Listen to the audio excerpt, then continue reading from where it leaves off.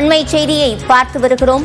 அதானி லஞ்ச விவகாரம் குறித்து பேச அனுமதி மறுப்பதாக தற்போது ராகுல் காந்தி போராட்டத்தில் ஈடுபட்டிருக்கிறார். இது தொடர்பான கூடுதல் விவரங்களை செய்தியாளர் சுசித்ராவிடம் கேட்கலாம். சுசித்ரா, முழுமையான விவரங்கள்.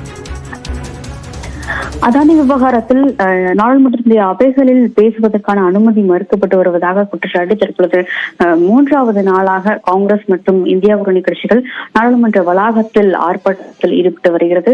மிக முக்கியமாக காங்கிரசுடைய மூத்த தலைவரும் எதிர்கட்சித் தலைவருமான ராகுல் காந்தி, பிரியங்கா காந்தி, கே.சி. வேணுகோபால், திமுகவுடைய எம்பிக்கள் திருச்சி சிவா, அப்துல்லா உள்ளிட்ட இந்தியா கூட்டணியுடைய அனைத்து எம்பிக்களுமே தற்போது நாடாளுமன்ற வளாகத்தில் போராட்டத்தில் ஈடுபட்டு வருகிறார்கள். தொடர்ந்து 8 நாட்களாக வழங்கப்பட்ட அவை ஒத்திவைப்பு தீர்மான நோட்டீஸ்கள் மற்றும் விவாத நோட்டீஸ்கள் மீது விவாதம் என்பது மறுக்கப்பட்டு வரும் நிலையில் இந்த அதானி விவகாரத்தில் நாடாளுமன்ற கூட்டுக்குழு விசாரணை என்பது உடனடியாக உத்தரவு பிறப்பிக்கப்பட வேண்டும் என்ற ஒரு கோரிக்கையை வலியுறுத்தி இந்த ஆர்ப்பாட்டத்தில் தற்போது நாடாளுமன்ற வளாகத்தில் அவர்கள் ஈடுபட்டுள்ளார்கள்.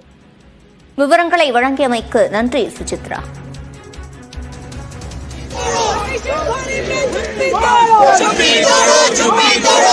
भाई पीछे पीछे